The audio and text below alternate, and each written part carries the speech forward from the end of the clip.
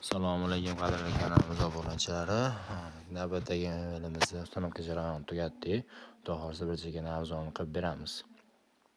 Hop, bu chekkaga burchak joylashtirganmiz. Bunaqa avvalgi holatda rossiyskiy stolishnica Kashtan firmasiniki oshxona mashinalari vakuum.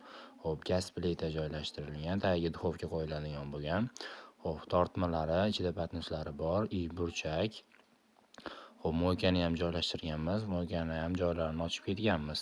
Moyka, smestitel, hop, idish teradigan sushilkasi mebelni ichida bo'lgan. Grey Hairline degan akrilda bo'lgan. Hop, turbalarni ilib qo'yganmiz. Hop, bu yerga burchak joylashgan. Ichida polkalari bor. Tagiga hop, mikrovolnovka joylashtirilgan.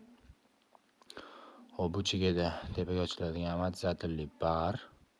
Hop, bundan so'ng vitishga joylashtirilgan. Vitishkani ham joylarini ochib qo'yganmiz.